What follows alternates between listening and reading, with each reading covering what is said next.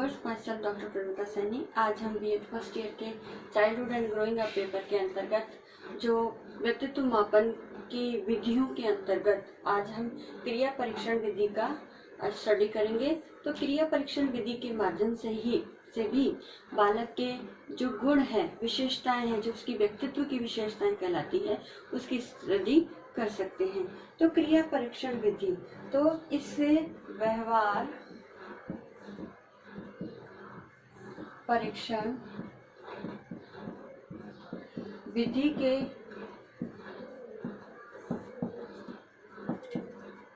नाम से भी हम जान सकते हैं, यानी ये इसका दूसरा नाम है व्यवहार परीक्षण विधि।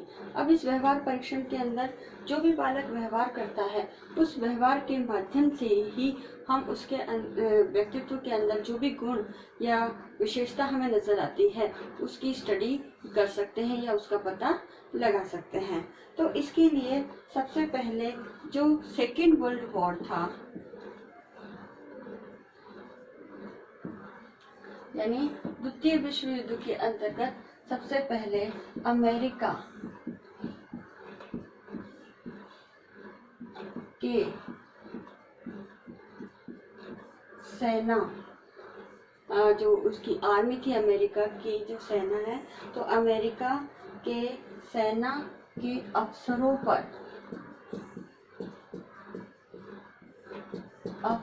पर इस विधि का प्रयोग किया गया, यानी इस विधि का प्रयोग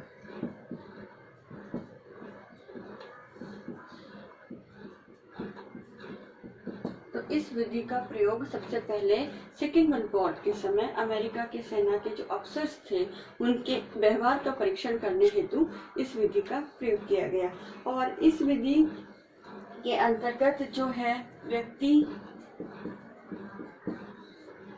के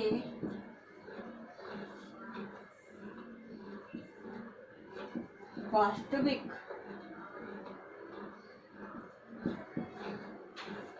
जीवन की परिस्थितियों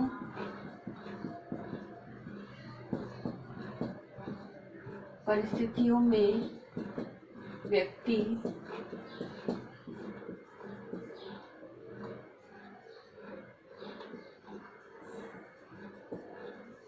कैसा व्यवहार करता है,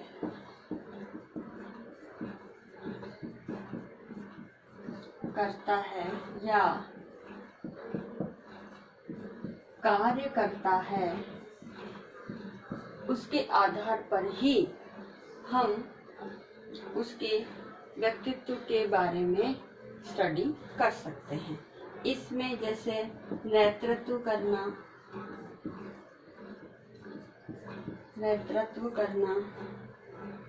आत्म प्रदर्शन करना,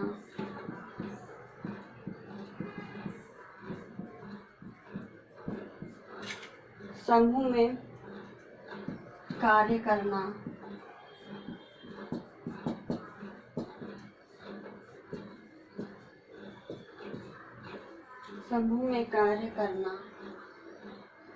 या अन्य कार्य करना जो चाहता है। तो इस प्रकार इन व्यक्ति के कार्य व्यवहार के आधार पर हम क्रिया परीक्षण विधि का प्रयोग करके व्यक्ति के जो वास्तविक जीवन के अंतर्गत उसके व्यवहार का पता लगा सकते हैं। तो इसमें व्यक्तिगत विभिन्नताओं का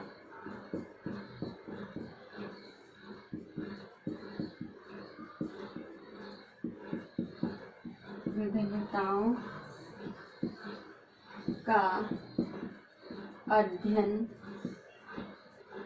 किया जाता है, यानी बालक के अंदर कौन कौन सी व्यक्तिगत विभिन्नताएं हैं, उसके आधार पर इसमें स्टडी की जाती है।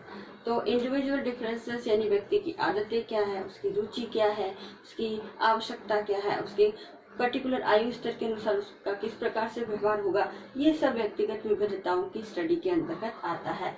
और इसके संदर्भ में जो महोदय हैं मेयन हॉटशॉन एवं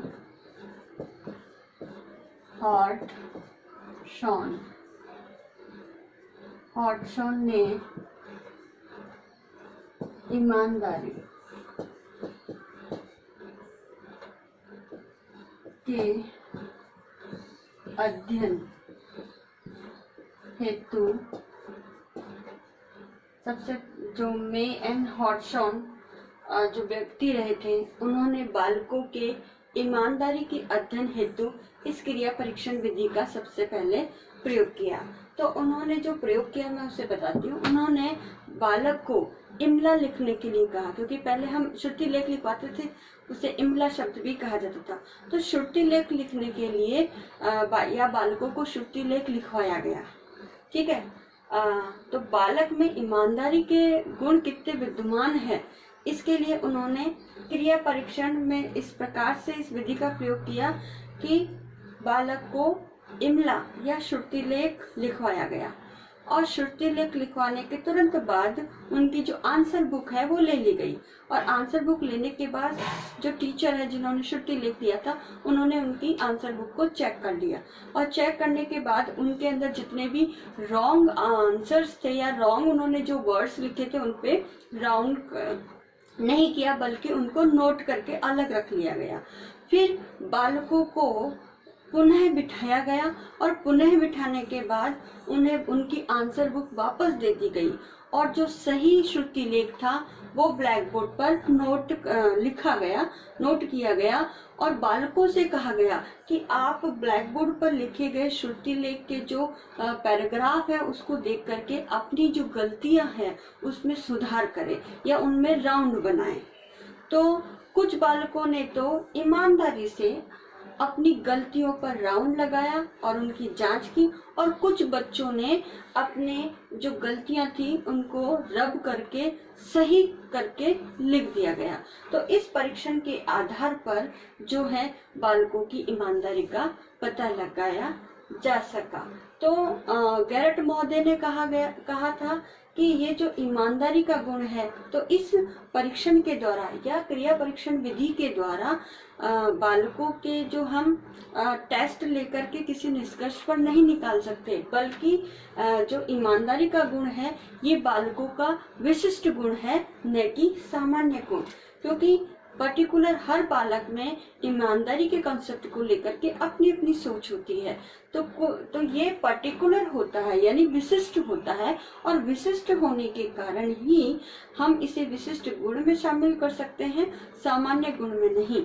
इसलिए गैरट महोदय ने क्रिया परीक्षण विधि के आधार पर ईमानदारी के संदर्भ में इसे पूर्ण रूप से हम बालकों के व्यक्तित्व मापन का निष्कर्ष नहीं बता सकते, क्योंकि ये जो ईमानदारी का गुण है ये व्यक्तित्व का एक ओनली विशिष्ट गुण है, होल व्यक्तित्व नहीं।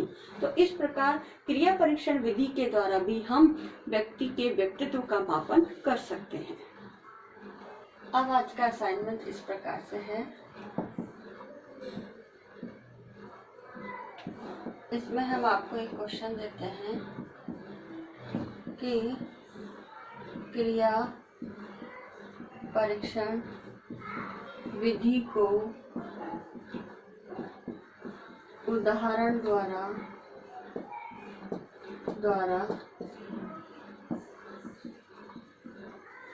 स्पष्ट कीजिए। तो इसमें आपको जो पूरे वीडियो के अंदर जो भी कंटेंट नॉलेज दी गई है विद एग्जाम्पल आपको उसकी मैटर लिखना है, नोट डाउन करना है। साथ ही इस कोरोना महामारी के दौर में आप अपने घर में रहिए, सुरक्षित रहिए, राज्य सरकार द्वारा जारी गाइडलाइन का पूर्ण रूप से पालन कीजिए, और अपने आसपास के लोगों को कोरोना वायरस के प्रति अवेयर करने का काम भी कीजिए। आई होप ये वीडियो आपके लिए यूजफुल होगा। So thank you.